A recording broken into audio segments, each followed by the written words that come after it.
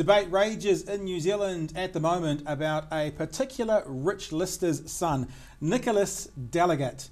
He is the son of a mogul worth $500 million who sells wine. He committed a pretty horrific crime not too long ago here in Dunedin, where he punched a female officer in the face until she became unconscious. So the debate that's going around talkback stations and the water cooler in New Zealand at the moment is that this guy, Nikolas that is, has got off too lightly, and the reason he's got off too lightly is because his daddy is rich. I disagree with that.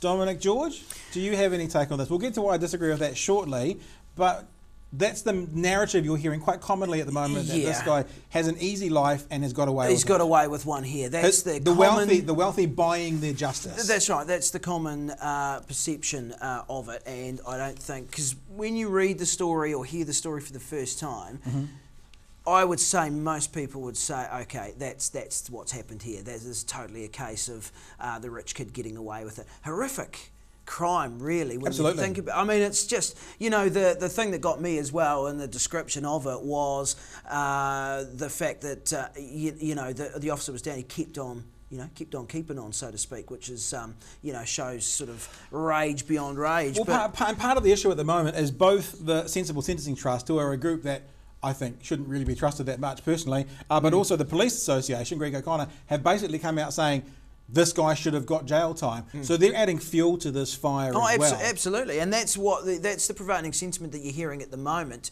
However, and I think you're going to delve into this now, but when you look at it a bit closely. Let's have a look at it a bit more closely. Now, the problem with this conversation is people are saying, you know, if this had been a young Māori boy before the courts, he would have gone to jail for a long time.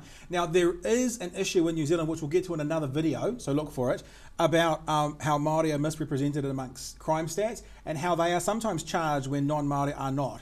But this story is not an example of that. In fact, look into a Dunedin barrister. Her name is Anne Stevens. She said of this, for the calls to you know, give him a harsher sentence. This is what she said.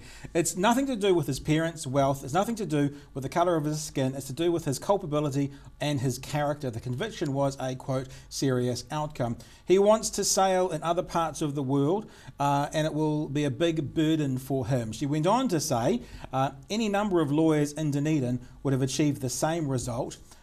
Some of them, I dare say, would have gotten a discharge. That's Anne Stevens, who is a Dunedin barrister. And as you say, we delve a bit more closely into this. I believe it was on RNZ this week. There was an interview with Grant Tyrrell, who is a defence lawyer. Now, Grant Tyrrell brought a really balanced perspective to it. What he said was this crime, for a first offender, at its maximum, is 400 hours community service. Now, we haven't said this yet in this video, but Nikolas Delegat got 300 hours of community service.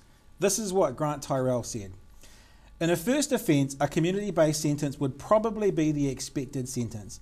That's not to undermine the seriousness of the incident, but there's a number of factors the court has to take into account, and a 300-hour community work sentence is 3/4 of the maximum. It's a big sentence. So you've got a defence lawyer not involved with this case saying it's appropriate. Now that means you could challenge the whole legal system of New Zealand saying it's too lenient, but this is not the case to do it. Not in this particular one, and that's probably the point that gets missed. And you mentioned there as well about the, you know, the sailing. So that adds to the narrative, doesn't it? Of course. That this is the dastardly rich kid who, you know, oh dear, he can't go sailing overseas. Gee, what, you know, what a real shame for this kid. You know what I mean? But the issue, as you've pointed out, or Grant Tyrrell pointed out, defence lawyer earlier this week, is the fact that he actually got basically 3/4 of the maximum sentence. There isn't actually jail time for what he was actually charged and in the end convicted with.